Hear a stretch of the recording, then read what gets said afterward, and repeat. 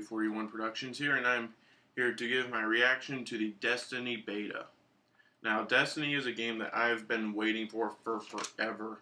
I've had this game pre-ordered for well over a year. I've had it pre-ordered since before its original release date, and that poster has been out there since the day I pre-ordered it. So that pretty much shows you how much I've been waiting for this game and how much hype has been behind this game and how hyped I am for it too. So let's get down to business here. I see overall there's been a lot of mixed reactions so far to the Destiny beta. Some people love it, some people really hate it and think the game's overhyped and are pretty much swearing off of getting it forever. But here's my opinion so far. As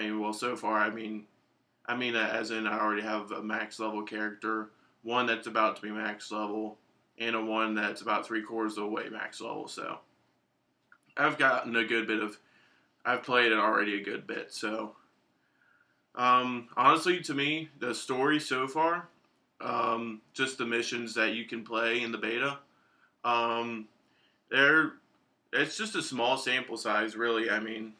I know some people think it's really uninteresting, but it's a beta. What are you going to do? You're not giving away everything. If you give away everything, nobody's going to get it. Nobody's going to get the game, so you have to leave people on a bit of a cliffhanger.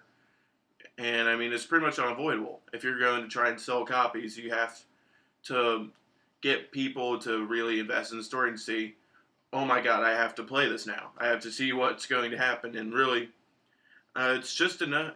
It's what they did. It's enough to get you interested. And I really wanted to get to the next mission, but it's on the moon, and the whole thing takes place in old Russia. So they got me. I'm getting this game anyway, but I'm really interested in seeing where the story goes from where the beta left off. The enemies that are introduced, it's the Fallen and the Hive. They're both really, really cool enemies. They're both really challenging, and just from the bit of backstory you get from them, they seem pretty cool. So I think we're gonna have those two by themselves make up for some great enemies, but there's going to be even more because it just wouldn't be a Bungie game if everything wasn't trying to kill you 10 times over. And even though they aren't directly part of the story mode, I'm mentioning them with the story strike missions, which are kind of like this game's version of raids is what I'm getting at. So the Devil's Lair, I've played through that I think 4 times now, and it's easily my favorite thing about the beta. I've played World of Warcraft, the raids, and that they take too long. Honestly, you have to play through like 4 different wings. All of them take about an hour or so to do, and that's probably without dying and wiping and whatnot. But the raids in Destiny, I played the Devil's Lair earlier today, and we wiped once because it was me and another guy. The other guy fell behind, but the other 2 people kept dying like crazy. I actually only died twice, I think, and it took 40 minutes. That was a bad run, and it took 40 minutes. So, I'll time it when me and 2 of my other friends play, and we rip through it in probably, well, I'd say half an hour at the most. So the raids or strike missions, whatever you want to call them in this game, definitely don't take as long as the normal MMO's raids. Next, I'm thinking the gameplay. It's an action RPG style game, first-person shooter. It I compare it to Borderlands because it's pretty much the Borderlands style of gameplay. That's the leading action RPG FPS out there, so that's what it's going to get compared to, and that's what I'm going to compare it to. It's a lot like Borderlands in way of its gameplay. You shoot stuff, it dies. End of story. But the gunplay overall, it's smooth. It's Bungie. What do you expect? they only made their living off first-person shooters so far, so it's it's not broken, so nothing to fix there. It's great. It's an open world game. You can go anywhere you've unlocked at any time. The only thing is that I did notice you couldn't really explore Old Russia until after the second story mission. I don't know if that's going to be like the same for each place you visit. If you have to wait till completing the second mission, or if in the full version you're able to go off and do what you want right out of the gate. So we'll report on that later. The loot that you get, because it is an action RPG style game, and again, compared to Borderlands, Borderlands is built around loot, and this game is built around loot a good bit too.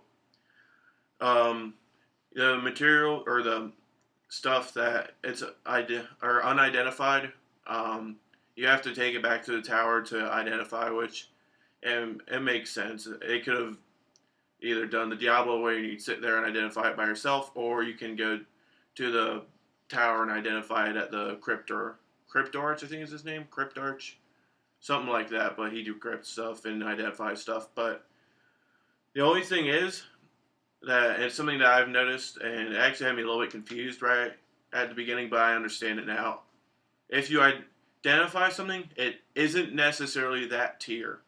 Like, I've picked up green things that need to be identified them, and they turned out to be white items or commons, and it's kind of annoying. I would like it if it's green for it to be green, not white. Now, if there's a chance, maybe in the full version, sorry, my cat distracted me, but if there's a chance in the full version for a green to maybe be a blue, then or higher, and blue be a legendary, I think is uncommon, rare, legendary, and then exotic, I think, is after that. But if it has a chance for it to be higher, then I think I'd be okay with it. But so far, I haven't noticed anything about that. So I haven't seen a green be a blue yet. But after completing story missions, you usually get rewards, and you can even have a chance of getting an extra reward after that. But you can usually get a reward after completing story missions. It's actually usually pretty good loot, so it's definitely not like Diablo, where if you get a reward, it's a million times worse than what you already have. You can break down your unwanted loot right on the spot. You don't have to go sell it to a merchant. It breaks down right into the game's money, which is Glimmer. Obviously, whites give the least. Uncommons give a significant amount more money and also material. I'm not sure what the material is used for yet, but you get some material. I imagine it'll be useful for something. At least I hope it'll be. The next is upgradable guns. Those are freaking awesome. I mean, your guns level up the more you use them, the more enemies you kill with them. It's something as simple as your gun has a chance to hold more ammo after you reload it. That's awesome. You can straight upgrade its damage. That's even better. And also your armor can upgrade also. So the most common one I've seen are the legs. You can hold more pulse rifle ammo, but I've seen some helms that reduce grenade cooldowns after you get a kill or melee an enemy. So that's really useful also, especially since my main character is a Titan and I melee a lot with him because it does a crap ton of damage. So that's always helpful. And super attacks, holy crap, they are amazing. I mean, the Titan, you punch the ground and everything directly around you blows up instantly. The Hunter, you get a golden gun that one-shots most enemies. Some higher ups, it won't one-shot them, but it'll freaking hurt them bad. The Warlock, you shoot out a giant ball of energy that blows up everything around it where it hits. And that's all the super attacks are freaking insanely good. The next is what I've seen the most debatable part of this game is the multiplayer. the Crucible to be exact, whatever you want to call it. My biggest gripe, the freaking scout rifles. Seriously, it's a guaranteed 3-shot kill. I could be getting shot by like a level 2 that has a scout rifle, and I'm like a level 6. He's 3-shotting me. There's no way around it. He's 3-shotting me with it if he doesn't get a headshot. I mean, he can. Scout rifles just waste everybody in multiplayer, and I seriously hope they rebalance that because it's out of hand. Gears, I think not gears. They need to be adjusted a good bit. If you're a level 8, typically you're going to be doing way better than everyone else. It's something I know MMOs have done with for a while. World of Warcraft has the same problem. It's why I never have gotten into the PvP much in World of Warcraft. They're just simply the gear differential is just so humongous, and I think they should go the route of having PvP gear and try and offset it as much as possible. Because, I mean, if it stays like it is now, you're going to be getting wasted if you're a lower level and you're playing against higher levels. You're not going to stand a chance. As for the graphics, everything looks great. Not much to say here. I mean, everything's super detailed. The draw distance it's really good since it's an MMO, and you can definitely are supposed to be able to see more stuff off to the distance. And all of that looks great. I mean, not much to say about the graphics. The sound, the music, it's Marty O'Donnell. What more do I need to say? It's just a shame that Bungie screwed him over and canned him when he was done. The guns also, overall they sound good, but they're all overused. All of the gun sounds are used. Pulse rifle gun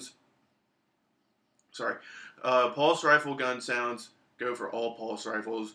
Automatic guns automatic assault rifles for all automatic assault rifles.